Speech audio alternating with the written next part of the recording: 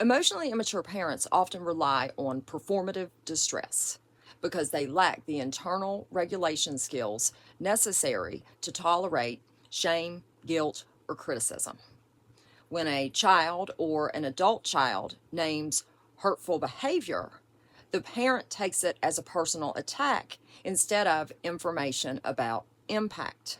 Instead of pausing, reflecting, and taking responsibility, they shift into visible emotional distress, crying, sulking, dramatic apologies, or claims of being misunderstood.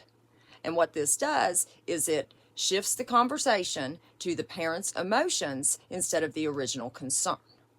Now, their distress may feel real, but it's defensive. It's to avoid accountability and to regain control of the conversation. This response usually develops in families where the parent's emotions have always set the tone.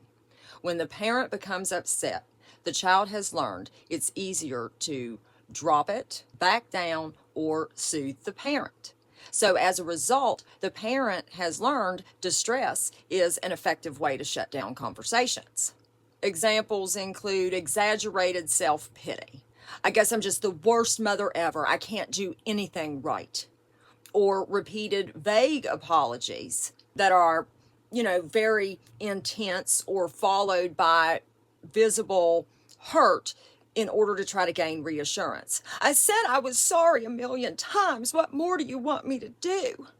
There could be prolonged withdrawal and sulking, and then some escalate so that their emotions, clearly become the center of the conversation, and then they begin to attack you, things like that. Many of these parents like to display this distress publicly, framing themselves as wounded in order to gain sympathy, and it's an attempt to silence the child or to bring them back into compliance. One defining feature of performative distress is it does not lead to sustained change. Repair actually has multiple steps, and emotionally immature parents can't even discuss the issue at hand to find out what repair is needed, let alone take any of these steps. Performative distress creates this loop where the child can end up comforting the parent, minimizing their own needs as they've likely done the entire relationship, and then questioning whether they were too harsh or not. This type of dynamic, it reinforces enmeshment and prevents honest, calm, and grounded conversations. And disengaging requires removing yourself from the role of emotional stabilizer. You realize that their feelings, whatever they are, those are valid. But you can only control how you react to them. If a conversation starts getting derailed, brief, neutral statements can help.